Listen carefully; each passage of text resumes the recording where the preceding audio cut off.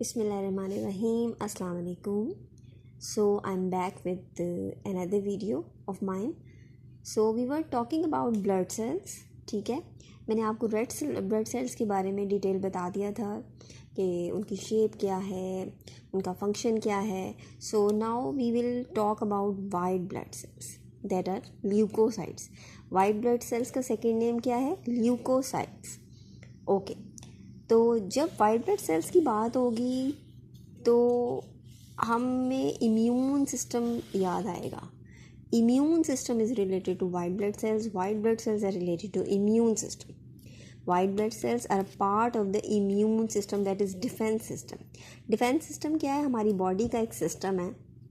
जब हमारे बॉडी के अंदर कोई ऑर्गेनिजम्स वो करते हैं, इन्वेट करते हैं, कोई जर्म्स चले जाते हैं, कुछ है, तो अल्लाह ताला की तरफ से हमारी बॉडी के अंदर एक निज़ाम बनाया गया है जो उसको डिफेंड करता है, दिफा करता है उसका. ठीक है, तो एक इम्यून सिस्टम पूरा है और उसका मेजर जो पार्ट है, the most important, white blood cells are the most important part of the immune system. So let me tell you about how they look like or how they where they present. So appearance of white blood cells कैसी है कि colourless क्यों है? No pigments. Red blood cells जो है वो red colour के होते हैं, उनके अंदर हीमोग्लोबिन प्रेजेंट होती है, लेकिन इसके अंदर नो पिगमेंट्स हैं और ये कलरलेस है. ठीक है, और occurrence not confined to blood vessels, also migrate in to blood tissue. अब जो रेड ब्लड सेल्स हैं ना, वो तो कैपिलरीज के अंदर फिरते हैं, ब्लड वेजल्स में फिरते हैं, जबकि ये जो हमारे वाइट ब्लड सेल्स हैं ये सिर्फ ब्लड वेजल्स के अंदर नहीं होते, बल्कि ये हमारे ब्लड बॉडी टिश्यू के अंदर, टिश्यू फ्लूइड के अंदर भी जो है वो ये माइग्रेट कर जाते हैं. उसके अंदर माइग्रेट मतलब कि उसके अंदर भी चले जाते हैं. So formation, they are form in the bone marrow. कहाँ बनते हैं? इनकी फॉर्मेशन कहाँ होती है? हमारे बोन मैरो के अंदर. White blood cells are formed in bone marrow. Amount और number 7,000 to 8,000 WBCs in 1 cubic millimeter of blood. ठीक है, जो रेड ब्लड सेल्स हैं वो तो मिलियंस में होते हैं, लेकिन जो हमारे वाइट ब्लड सेल्स हैं वो 7,000 to 8,000 में हैं. ठीक है, लाइफ स्पैन क्या है?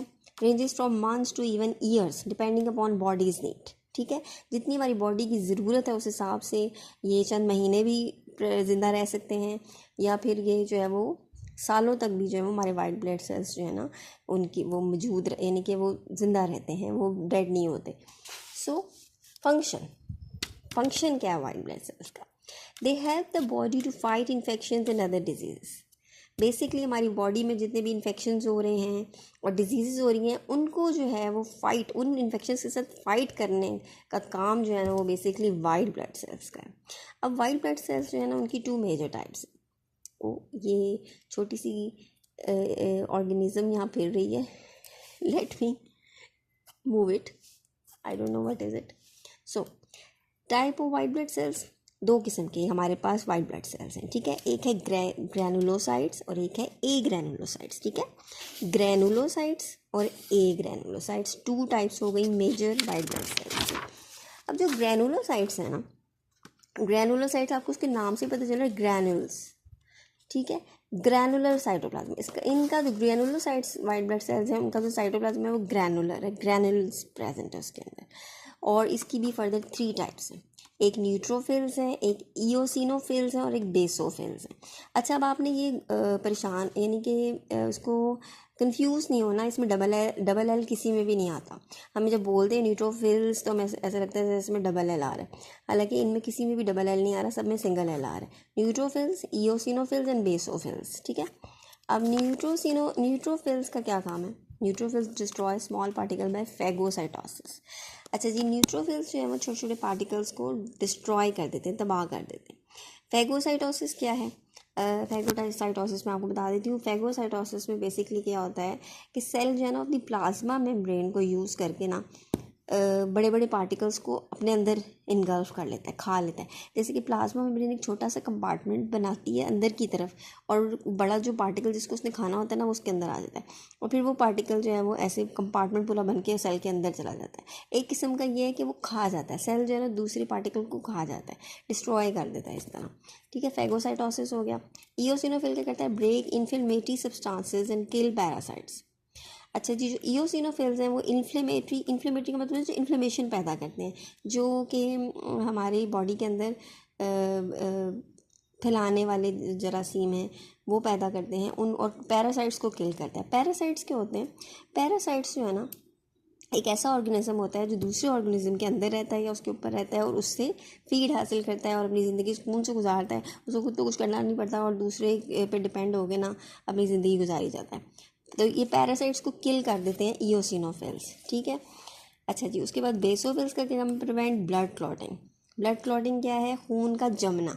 तो खून के जमने को रोकता है हमारा बेसोफिल्स। तो ये 3 मेजर जो है ना वो हमारे ग्रैनुलोसाइट्स हैं, न्यूट्रोफिल्स, ईओसिनोफिल्स एंड बेसोफिल्स, और ये इनके अलग अलग फंक्शंस हैं, ठीक है।